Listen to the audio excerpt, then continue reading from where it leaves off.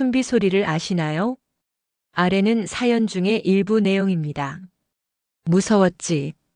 근데 그 무서움은 물속이 아니라 집에 아무것도 못 가져다 줄까봐 그게 더 무서웠어. 그 말에 저는 말을 잃었어요. 생존이라는 말이 머릿속에 떠올랐어요. 그냥 생계를 위한 노동이 아니었어요. 바닷속은 전쟁터였고 할머니는 매일 그곳에서 살아 돌아오는 싸움을 하신 거였어요. 지금 미국에서 영상 일을 하고 있는 손녀가 외할머니 해녀의 삶을 관통하는 절절한 이야기를 전달해 드린다고 합니다. 사연 속에 여러분의 삶의 숨비 소리도 들어있을 것 같네요. 안녕하세요. 전 미국에서 영상 일을 하고 있어요.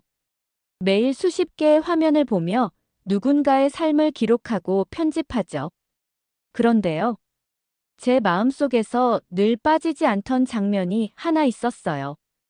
바닷가, 고무 옷을 입은 작은 등, 그리고 숨을 참았다가 수면 위로 올라오며 내뱉는 한마디 숨. 푸. 그건 제 할머니의 숨비 소리예요.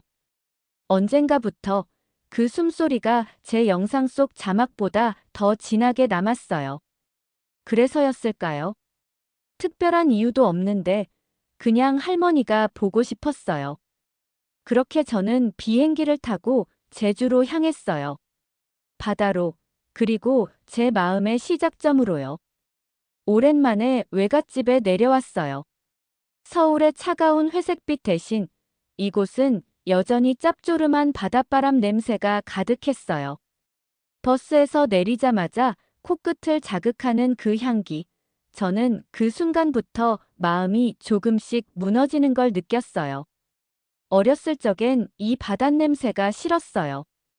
비린내 같기도 하고 손에 닿으면 끈적거리는 기분이 들어서 외가에 오면 괜히 짜증부터 났었거든요. 그런데 이상하게도 지금은 이 냄새가 조금 그리웠어요. 도시에선 절대 맡을 수 없는 할머니의 냄새 같아서요.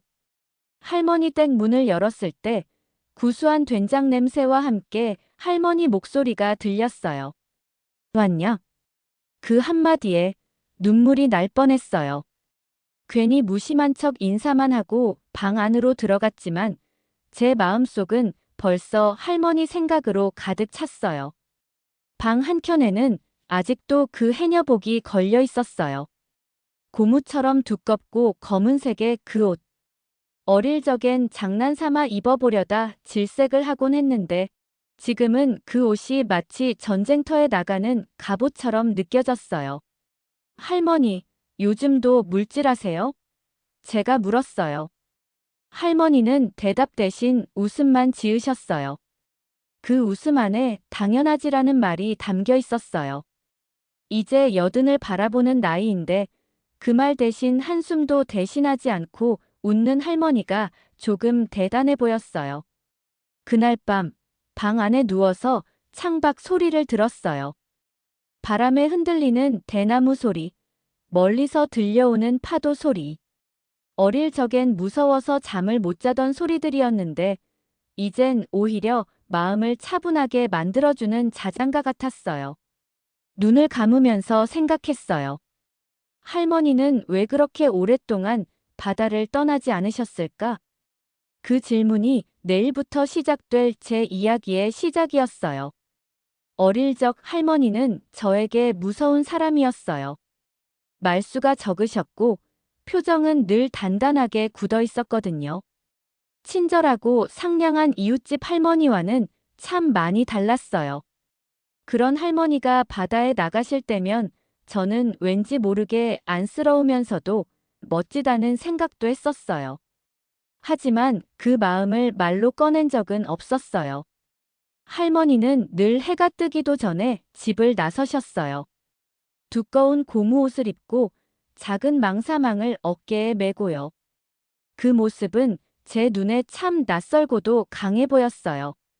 지금 생각해보면 그때 이미 할머니는 제 안에서 영웅 같은 존재였던 것 같아요. 말로는 표현하지 않았지만요. 방학이면 엄마 손잡고 외갓집에 왔어요.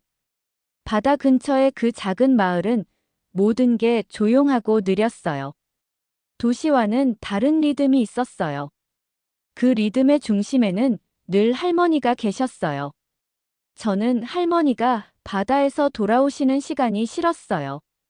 늘 젖은 머리카락, 검게 그을린 얼굴, 손에는 전복이나 미역 같은 것들이 들려 있었는데 그 손이 제 머리를 쓰다듬을 때면 비린내가 났어요. 그 냄새가 싫다고 생각했었어요. 그런데 지금 돌아보면 그건 바다의 냄새, 할머니가 살아오신 세월의 냄새였어요. 제가 그 냄새를 외면했다는 게 조금 미안해졌어요. 엄마는 가끔 그러셨어요. 할머니는 젊을 때 정말 날쌔고 용감하셨어. 가장 깊은 곳까지 들어가서도 무서워한 적 없으셨대. 그 말을 들을 때면 저는 어떻게 사람이 물속이 무섭지 않을 수 있을까? 그게 참 궁금했어요. 그 깊고 차가운 바닷속이요. 숨도 못 쉬고 어둡고 무거운 그곳이요. 하지만 할머니는 무섭지 않으셨대요. 그보다 더 무서운 건 가난이었다고 하셨어요. 아이들을 먹이고 입히기 위해 바다는 선택이 아니라 책임이었다고요. 그 말을 들었을 땐 어쩌면 그 책임이라는 단어가 할머니의 등을 그렇게 굽게 만들었구나 싶었어요. 제겐 단지 무서운 공간이었던 바다가 할머니에겐 살아가기 위한 유일한 길이었어요. 요즘은 그 바다를 좋아해 보려고 해요. 아직 들어가 본 적은 없지만 적어도 외면하진 않으려고 해요. 할머니가 하루하루를 버티게 했던 그 바다니까요. 그리고 어쩌면 그 바다를 다시 들여다보는 일이 할머니를 이해하는 첫걸음일지도 모르겠어요. 다음 날 아침, 유난히 공기가 차가웠어요. 방문 너머로 부스럭거리는 소리가 들렸고, 저는 조용히 이불을 걷어냈어요. 거실로 나가보니 할머니께서 이미 물질 준비를 하고 계셨어요. 두꺼운 검은 고무옷, 물안경, 그 아래로 반쯤 가려진 짙은 눈썹. 한 손에는 망사망, 다른 손에는 낡은 오리발. 마치 전쟁터에 나서는 전사처럼 단 한치의 망설임도 없었어요. 저는 거실 한편에 가만히 앉아 할머니를 바라봤어요. 그리고 문득 아주 오래전 기억 하나가 떠올랐어요. 초등학교 저학년 즈음이었어요. 엄마가 바쁜 날이면 할머니가 저를 봐주셨는데 그날따라 친구가 놀러 오겠다고 해서 괜히 잘 보이고 싶었던 날이었어요.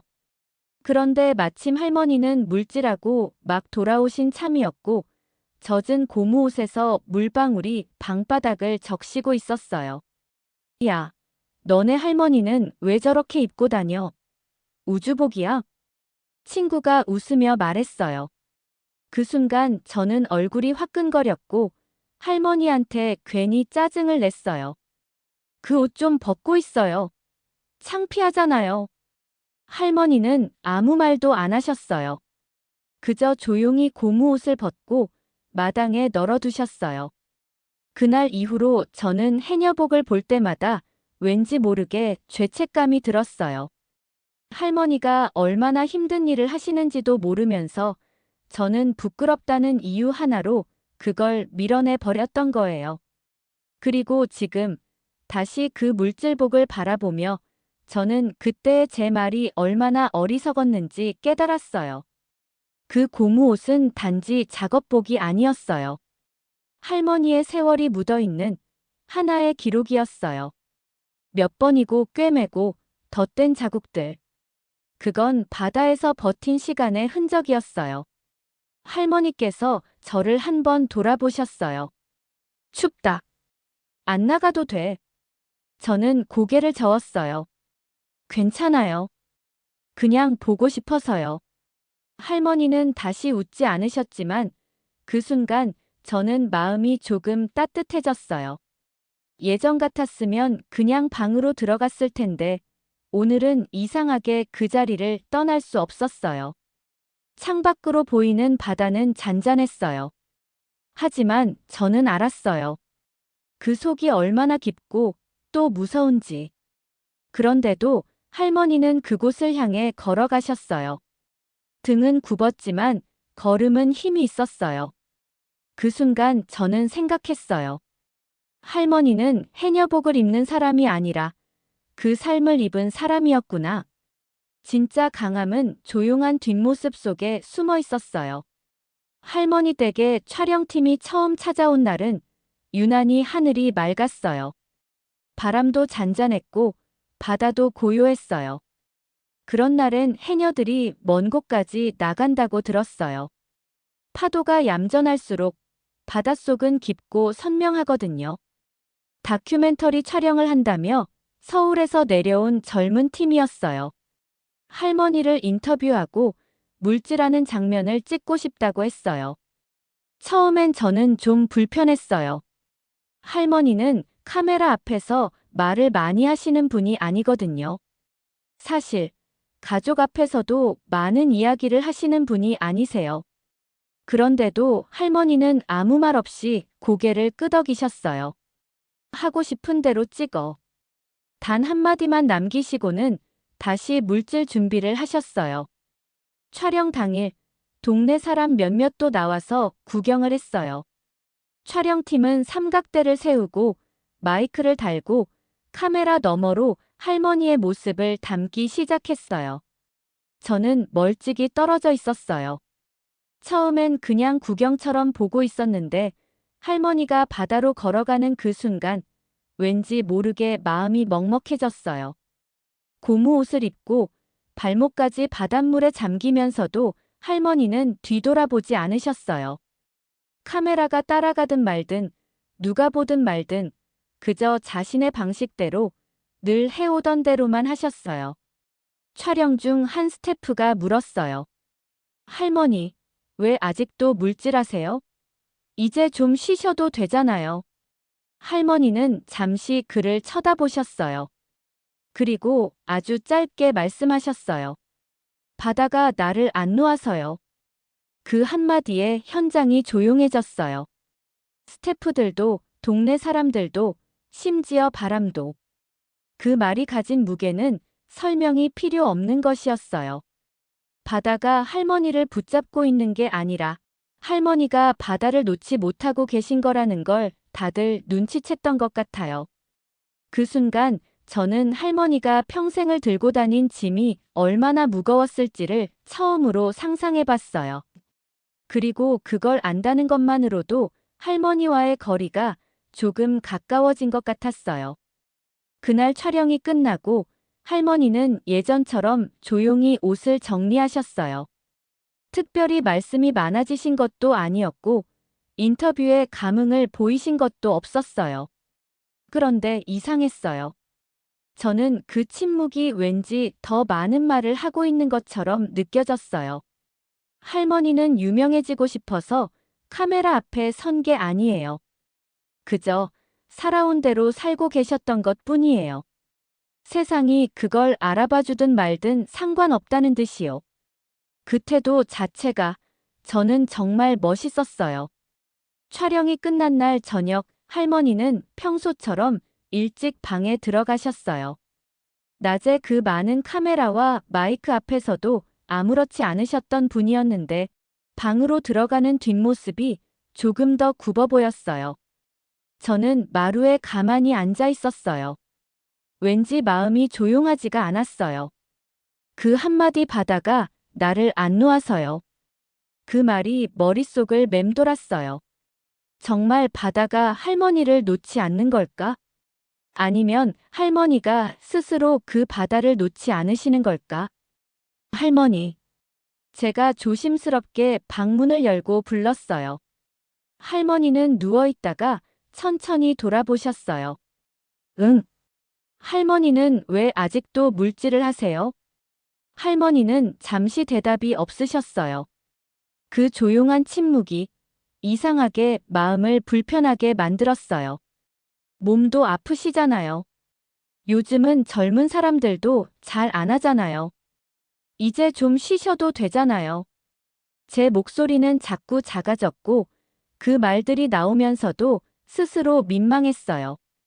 할머니는 천장을 한참 바라보다가 말씀하셨어요. 쉬는 것도 익숙해져야 하는 거야. 그 말이 참 어려웠어요.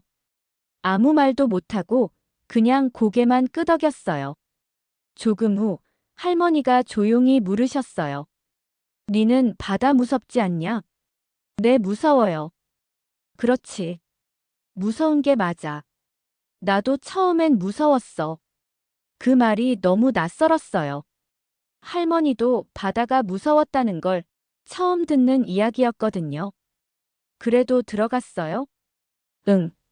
무서운 거랑 안 하는 건 다른 얘기니까. 그 짧은 대화 속에 할머니가 살아오신 방식이 담겨 있었어요. 이해는 잘 안 됐지만 그 무게만큼은 느껴졌어요. 하지만 마음 한구석엔 아직도 알 수 없는 감정이 남아 있었어요. 그래서 솔직하게 말했어요. 저는요, 할머니가 바다에 가는 게 그냥 싫었어요. 어릴 때부터 그랬어요. 그 차가운 물속에 매일 들어가시는 게 겁났고, 창피하기도 했고, 뭔가 그냥 싫었어요. 그 말이 입 밖으로 나오는 데까지 시간이 오래 걸렸어요. 말을 마친 뒤에는 괜히 죄책감이 밀려왔어요. 할머니는 아무 말 없이 이불 끝을 만지작거리셨어요. 그리고 조용히 말씀하셨어요. 나는 네가 그런 마음인 줄 몰랐네. 저는 눈물이 핑 돌았어요. 할머니를 이해하고 싶었지만 아직 저는 너무 멀리 있었던 거예요. 같은 바다를 봐도 서 있는 자리가 다르면 다른 바다처럼 보이는 법이잖아요. 할머니와 저는 아마 같은 바다를 본 적이 없었던 것 같아요. 그날 밤, 저는 할머니 방 문 앞에서 한참을 서 있었어요. 마치 무언가를 더 묻고 싶었지만 그러지 못한 아이처럼요. 그래도 마음속 어딘가에 작은 변화가 시작됐다는 건 느꼈어요.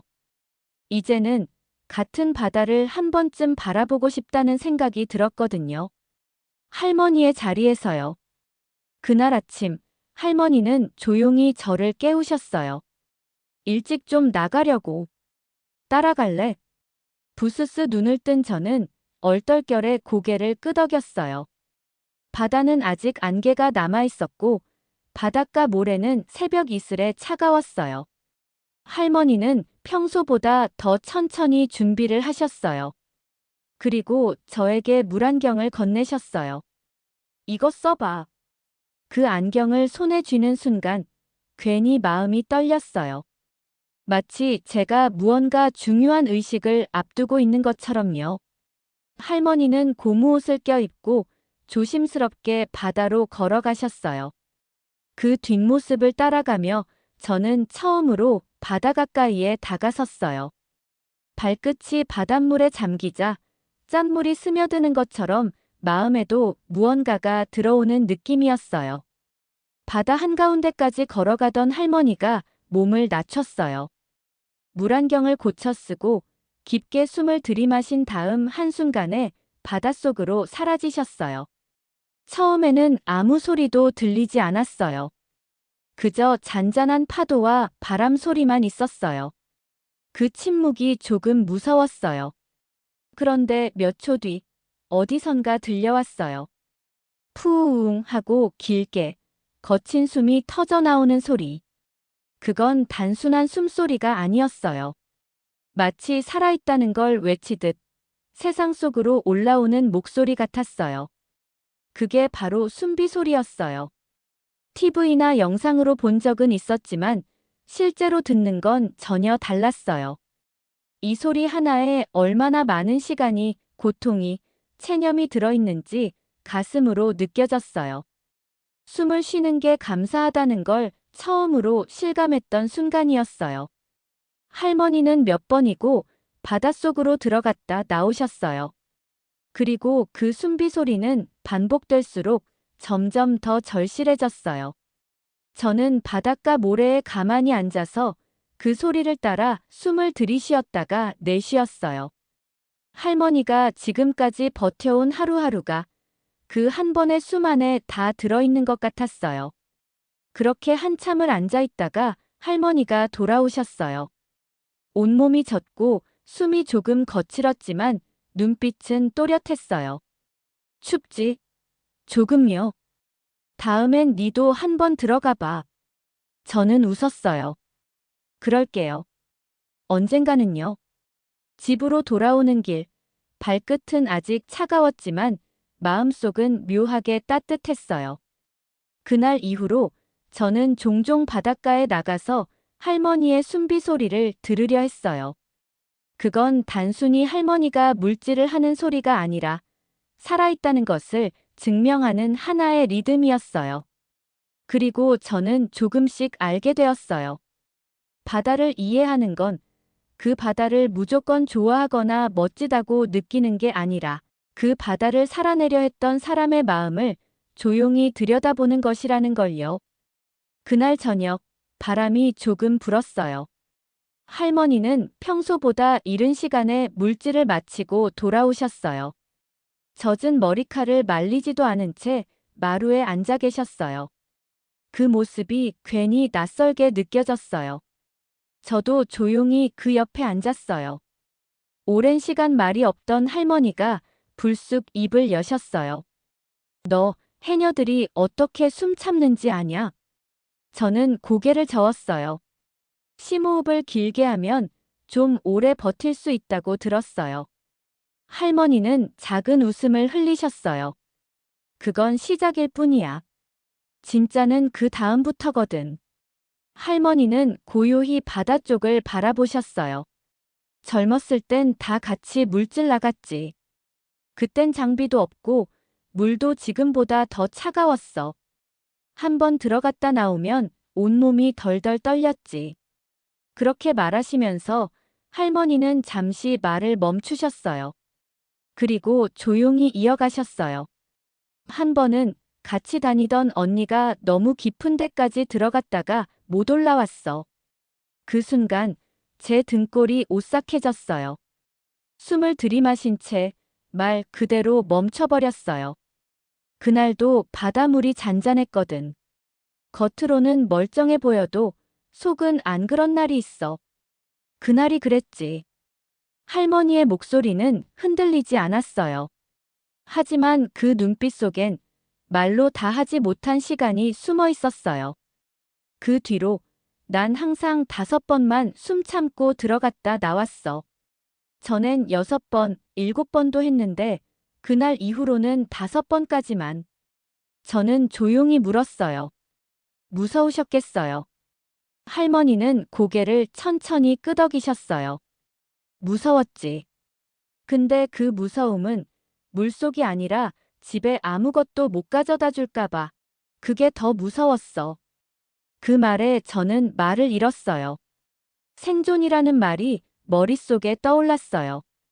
그냥 생계를 위한 노동이 아니었어요. 바닷속은 전쟁터였고 할머니는 매일 그곳에서 살아 돌아오는 싸움을 하신 거였어요. 잠시 침묵이 흘렀고 할머니는 조용히 말씀하셨어요. 그래도 그 언니 숨비 소리는 아직도 들려. 겨울 바다에 서 있으면 어디선가 푸우 하고 들려오는 것 같아. 저는 고개를 숙였어요. 그 바다 소리를 직접 듣지 않아도 할머니의 기억 안에 살아있는 그 숨이 제 가슴을 치는 것 같았어요. 그날 밤, 저는 처음으로 할머니가 왜 아직도 바다에 나가는지를 조금은 이해할 수 있을 것 같았어요. 할머니는 바다에서 무언가를 잃었지만 그 바다를 통해 지금까지 살아오셨어요. 그건 그냥 일터가 아니라 기억이고 죄책감이고 책임이었어요. 그리고 어쩌면 사랑도 조금은 섞여 있었을 거예요. 그날 이후로 바다를 바라보는 제 마음이 달라졌어요. 예전엔 그저 크고 깊고 무서운 곳이었는데 지금은 조금 더 가까워진 기분이에요. 바다는 여전히 거기 있고 여전히 조용히 숨을 쉬고 있어요. 하지만 제가 느끼는 그 조용함의 의미는 이제 다르게 다가와요. 아침에 눈을 뜨면 저는 마루에 먼저 나가요. 바람이 부는 방향을 보고 파도 소리를 듣고 짠내 나는 공기를 마셔요. 그렇게 할머니가 하루를 시작하셨던 방식이 조금씩 제게도 익숙해지고 있어요. 그날 할머니는 물질을 가지 않으셨어요. 아무 말 없이 고무 옷도 꺼내지 않으셨고 오리발도 그 자리에 그대로였어요. 그런 날은 드물었어요. 그래서 저는 괜히 조심스럽게 물었어요. 어디 안 가세요? 할머니는 미소를 지으셨어요. 오늘은 그냥 쉬자. 할머니와 함께 바닷가에 걸어 나갔어요. 모래밭 위를 맨발로 걷는 건 참 오랜만이었어요. 할머니는 발자국이 겹치지 않게 항상 저보다 반 발짝 앞서 걸으셨어요. 해변에 멈춰 서서 할머니가 말씀하셨어요. 바다는 참 신기해. 늘 같은 자리인데 늘 다른 얼굴이야. 저는 바다를 바라보며 고개를 끄덕였어요. 맞아요. 가끔은 무섭고, 가끔은 예쁘고, 가끔은 슬퍼 보여요. 할머니가 웃으셨어요. 슬플 때도 있어. 그치만 등을 돌리진 않지. 저는 그 말이 너무 인상 깊었어요. 바다는 등을 돌리지 않는다. 그건 단지 풍경에 대한 말이 아니었어요. 사람에 대한 말이었어요. 삶에 대한 말이었어요. 할머니는 바다에 기대고, 바다에 묻히고, 바다를 살아내셨어요. 바다는 그런 할머니를 배신하지 않았고, 할머니도 바다를 외면하지 않으셨어요. 저는 문득 물었어요. 할머니는 바다를 좋아하세요? 할머니는 오래 생각하시더니 조용히 대답하셨어요. 좋아하고 말고 할 게 없어. 그냥 내 인생이었으니까. 그 대답이 너무 단단해서 저는 아무 말도 못했어요. 좋고 나쁘고를 넘은 감정. 그건 제가 쉽게 이해할 수 없는 깊이였어요. 하지만 마음으로는 느낄 수 있었어요. 그 말이 참 슬프고도 따뜻하다는 걸요. 할머니는 다시 바다를 바라보셨어요. 그 옆에서 저도 조용히 함께 섰어요. 우리는 한참을 아무 말 없이 바다만 바라봤어요. 바람이 옷자락을 흔들고 물새가 멀리서 울었어요. 그 모든 풍경이 이 순간을 기억으로 만들어주는 것 같았어요. 그날 이후 저는 바다에 등을 돌리지 않으려고 해요. 그리고 할머니에게도요. 그게 누군가를 이해한다는 것의 작고 조용한 시작이니까요. 이상하게도 할머니와 함께 있는 시간이 길어질수록 바다가 조금씩 낯설지 않게 느껴졌어요. 처음엔 두려웠던 물소리가 이젠 귀에 익숙한 자장가처럼 들렸고 짠내 나는 바닷바람도 이젠 마음을 정리해주는 향기 같았어요. 어느 날 아침 할머니가 먼저 말씀하셨어요. 내일 마을 축제 있는 거 알지? 체험 행사도 하던데 니도 해녀복 한번 입어볼래? 순간 당황했어요. 어릴 적 장난삼아 입으려다 도망쳤던 그 해녀복. 창피하다고 냄새 난다고 괜히 짜증냈던 기억이 머릿속을 스쳤어요. 하지만 이번엔 다르다는 걸 알고 있었어요. 이번엔 누군가의 시선을 의식해서가 아니라 할머니와 같은 세상을 한 걸음 더 가까이서 바라보고 싶어서였어요. 입어볼게요. 한 번쯤은 어떤 느낌인지 알고 싶어요. 할머니는 조용히 웃으셨어요. 그 웃음이 이상하게 든든하게 느껴졌어요. 축제날 마을 사람들은 해녀복 체험 부스 앞에서 분주하게 움직였고 관광객들은 신기하다는 듯 사진을 찍고 있었어요. 고무 옷을 받아들었을 때 묵직한 무게감이 손끝에 전해졌어요. 그건 단순한 의상이 아니라 세월과 책임이 덧이 펴진 삶의 옷 같았어요. 조심스럽게 팔을 넣고 지퍼를 올렸어요. 몸에 착 달라붙는 고무의 감촉이 마치 할머니의 시간을 잠시 빌려 입은 듯한 느낌이었어요. 바닷가 근처 얕은 물가까지 안내받아 걸어갔어요.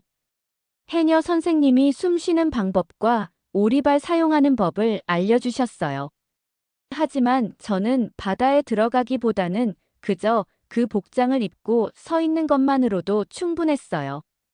발끝으로 파도가 한 겹씩 밀려왔고 저는 조용히 눈을 감았어요. 그리고 깊게, 아주 깊게 숨을 들이마셨다가 천천히 내쉬었어요.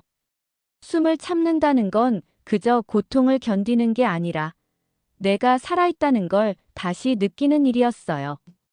그 순간 어디선가 들려온 숨비 소리. 멀리서 물질을 하던 진짜 해녀분의 소리였어요. 푸, 짧고도 강하게 터져나오는 그 소리에 눈물이 났어요. 왜인지 모르겠지만 가슴속 깊은 데서부터 뭔가 울컥하고 올라왔어요. 나는 아직 바닷속에 들어갈 수는 없지만 이제는 그 숨소리를 이해할 수 있을 것 같았어요. 축제가 끝나고 할머니와 마주 앉았어요. 해녀복, 어땠냐? 할머니가 물으셨어요. 저는 살짝 웃으며 말했어요. 생각보다 따뜻했어요. 이상하죠? 그래, 따뜻한 거야. 그 안에 우리가 얼마나 많이 껴안고 사는지 몰라. 할머니의 말에 고개를 끄덕였어요. 바다는 여전히 깊고 차갑고 무서운 곳이지만 그 안에서 살아온 사람의 따뜻함은 결코 가벼운 게 아니었어요. 이제 저는 조금씩 바다를 닮아가고 있어요. 말없이 받아들이고 조용히 견디고 때로는 스스로에게 숨을 허락하는 법을 배우면서요. 그날은 유난히 바람이 없었어요. 하늘은 맑았고 바다는 잔잔했어요. 어쩌면 처음으로 바다가 저를 반겨주는 것처럼 느껴졌어요. 할머니는 고무 옷을 입고 조용히 준비를 하셨어요. 저는 그 옆에서 망사망을 정리했어요. 이젠 익숙한 풍경이 되었지만 오늘은 어딘가 조금 달랐어요. 할머니. 제가 조용히 불렀어요. 오늘 저도 들어가 볼게요. 할머니는 잠시 저를 바라보셨어요. 그리고 고개를 천천히 끄덕이셨어요. 그 눈빛 속엔 놀람도 걱정도 있었지만 무엇보다 믿음이 있었어요. 물안경을 쓰고 숨을 크게 들이마셨어요. 처음 들어간 바닷물은 생각보다 차가웠지만 이상하게도 무섭진 않았어요. 그동안 제가 쌓아온 감정들이 저를 감싸 안아주는 것 같았어요. 할머니는 제 옆에서 천천히 물속으로 들어가셨어요. 그리고 저는 그 뒷모습을 따라 조심스럽게 발을 디뎠어요. 물이 허리까지 차오르고 파도는 발끝을 간지렸어요. 숨을 한 번 더 들이마셨어요. 그리고 잠시 숨을 멈췄어요. 바다 아래는 조용했어요. 소리 하나 없이 고요하고 햇살이 물속에 부서지며 춤을 추고 있었어요. 그 몇 초간의 침묵이 지금껏 살아온 제 삶을 돌아보게 했어요.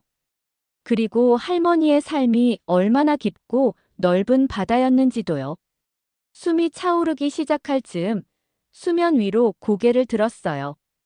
푸, 제 입에서도 숨비 소리가 뿜어져 나왔어요. 거칠고 서툰 숨소리였지만 그건 분명 살아있음의 소리였어요. 할머니가 제게 다가오셨어요. 한 손으로 제 팔을 가볍게 잡으셨어요. 잘했네. 짧은 말 한마디였지만 그 안에 담긴 마음은 너무나도 깊었어요. 저는 웃으면서 대답했어요. 생각보다 좋아요. 숨이 막힐 줄 알았는데 오히려 마음이 열리는 기분이에요.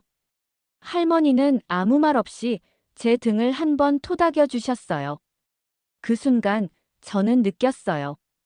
이 바다는 단지 물이 아니었어요. 세대를 잇는 다리 그리고 삶을 품은 기억의 공간이었어요. 바다를 등지지 않고 서로를 향해 걸어왔기에 우리는 지금 같은 자리에 설 수 있었던 거예요. 집으로 돌아오는 길, 햇살은 따뜻했고 마을은 여전히 조용했어요. 그리고 저는 다짐했어요.